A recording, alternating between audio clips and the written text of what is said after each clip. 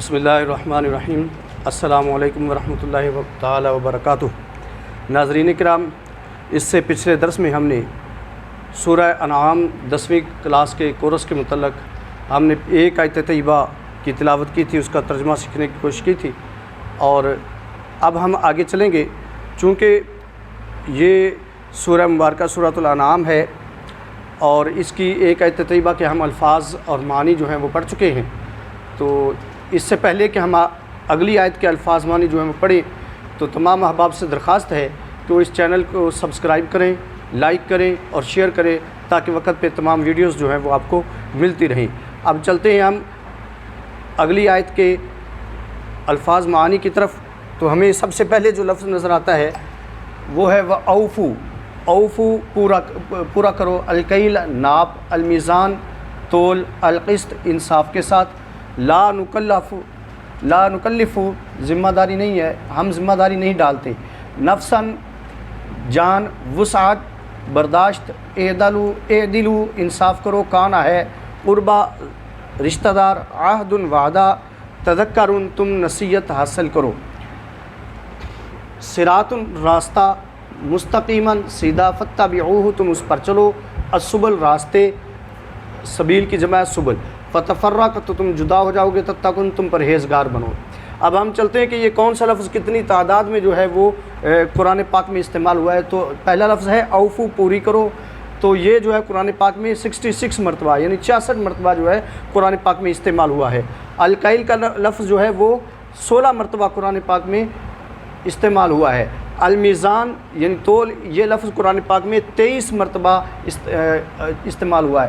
القسط کا لفظ قرآن پاک میں 25 مرتبہ آیا ہے۔ لا نکلف، یہ لفظ قرآن پاک میں 8 مرتبہ آیا ہے، اور اس کا مطلب یہ نہیں کہ سیم حالت میں، بلکہ یہ بات یاد رہے کہ روٹ ورڈ کے ساتھ یعنی مصدر کے ساتھ، مصدر سے نکلنے والے آگے جتنے بھی الفاظ ہیں اس کی مختلف فارمز ہیں، حالتیں ہیں، ان حالتوں میں یہ تمام حالتیں جو ہیں وہ 8 مرتبہ جو ہیں وہ استعمال ہوئی ہیں۔ نفساً قرآن پاک میں نفس کا لفظ جو ہے 298 مرتبہ استعمال ہوا ہے۔ وسعتن برداشت، وسعن 32 مرتبہ جو ہے یہ لفظ استعمال ہوا ہے۔ اعدل و عدل 28 مرتبہ استعمال ہوا ہے۔ کانا فعل ناقص ہے اور اس مصدر سے 1390 مرتبہ جو ہے یہ فعل ناقص استعمال ہوا ہے۔ قربا 96 مرتبہ، عہد 46 مرتبہ، تذکر 292 مرتبہ، صراط 45 مرتبہ، مستقیمہ قرآن پاک میں 660 بار استعمال ہوا ہے۔ فتبعوہ، اتباع کا لفظ پیروی جس کا معنی ہے، یہ 172 مرتبہ قرآن پاک میں استعمال ہوا ہے۔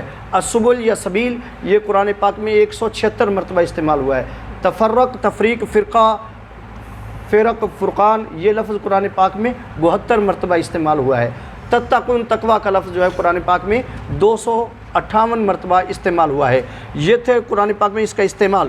اب ہم دیکھتے ہیں کہ ان میں سے کئی الفاظ وہ ہیں جو ہم جن کو اردو میں استعمال کرتے ہیں، تو وہ اردو میں کس طرح سے استعمال کرتے ہیں، ہم ان کا اردو میں استعمال ذرا تلاش کرتے ہیں۔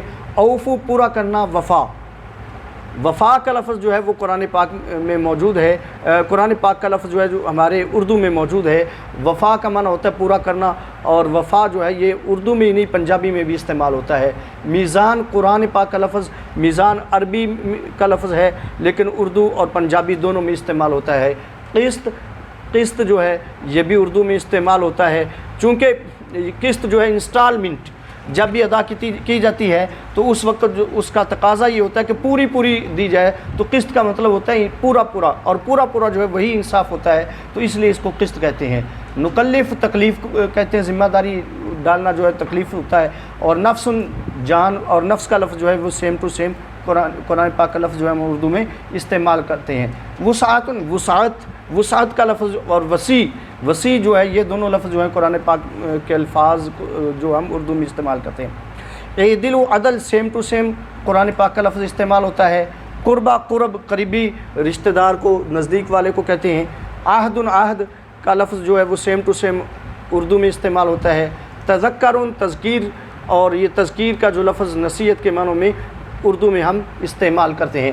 صراط، اس کو صراط کے لفظ کے ساتھ ہی اردو میں استعمال کرتے ہیں۔ مستقیم، استقامت یا مستقیم، یہ دونوں لفظ جو ہیں قرآن پاک کے ہم اردو میں استعمال کرتے ہیں۔ फत्तबिऊहु इत्तिबा करना। तो इत्तिबा का लफ्ज़ जो है ये भी हम आम तौर पर उर्दू में इस्तेमाल करते हैं। असुबुल ये जमा है सबील की, और सबील कहते हैं रास्ते को। और ये जो मुहर्रम के महीने में आम तौर पर मुसलमान सबील तो लगाते हैं ना, तो ये सबील का लफ्ज़ जो है वो हम उर्दू में इस्तेमाल करते हैं। तो तफर्रुक तफरीक होना, जुदा होना, फ़िरक करना, तो इसी से फ़िरका है। तो ये लफ्ज़ जो है वो हम तफरीक, फ़र्क और फ़िरका के तरह जो है ये लफ्ज़ उर्दू में इस्तेमाल करते हैं। तो तत्तकुन ये तकवा से है, और तकवा का लफ्ज़ जो है वो हम उर्दू में आम तौर पर इस्तेमाल करते हैं। तो नाज़रीन किराम, ये अल्फाज थे जिनको हम उर्दू में इस्तेमाल करते हैं। अब हम चलते हैं इन आयात तय्यबात की तिलावत की तरफ और तर्जमे की तरफ, बा मुहावरा तर्जमे की तरफ। तो ज़रा समात कीजिए। शुरू से पहले आयत से जो है हम जो है इसको शुरू करते हैं। अल्लाह तबारक व तआला ने कुरान पाक में फरमाया, कुल ए प्यारे नबी सल्लल्लाहु अलैहि वसल्लम फरमा दीजिए, तालो तुम लोग आगे आओ, अतलु मा हर्रमा रब्बुकुम अलैकुम, कि मैं तुम पर तलावत करूँ उस चीज़ की जो तुम पर तुम्हारे रब ने हराम करार दी। अल्लाह तुशरिकू बिही शैया, ये कि तुम उसके साथ किसी चीज़ को शरीक ना ठहराओ। वबिल वालिदैन इहसाना, और वालिदैन के साथ एहसान करो। वला तक़तुलू औलादकुम मिन इमलाक़, और अपनी औलाद को तंग दस्ती के डर से कत्ल ना कर दो। नहनु नर्ज़ुकुकुम व इय्याहुम, हम ही तुमको भी रिज़्क़ देते हैं और उनको भी रिज़्क़ देते हैं। वला तक़रबुल फ़वाहिशा मा ज़हरा मिनहा व मा बतन, और उस बेहयाई के करीब ना जाओ जो ज़ाहिरी हो या छुपी हुई हो। वला तक़तुलुन नफ़्स अल्लती हर्रमल्लाहु इल्ला बिलहक़, और किसी भी जान को नाहक कत्ल ना करो जिसको अल्लाह ताला ने हराम करार दिया है। ज़ालिकुम वस्साकुम बिही लअल्लकुम तत्तक़ून, इसी के साथ लअल्लकुम ताक़िलून, इसी के साथ अल्लाह तबारक व तआला तुमको वसीयत फरमाता है ताकि तुम अक्लमंद बन जाओ, तुम समझ सको। वला तक़रबू माल यतीम इल्ला बिल्लती हिय अहसन, और यतीम के माल के साथ माल के करीब ना जाओ सिवाय इसके कि अच्छे तरीके से। हत्ता यबलुगा अशुद्धहु, यहाँ तक कि वो अपनी जवानी को पहुँच जाए, यतीम अपनी जवानी को पहुँच जाए। व औफुल कैला वल मीज़ाना बिलक़िस्त, और नाप और तोल को इंसाफ के साथ पूरा करो।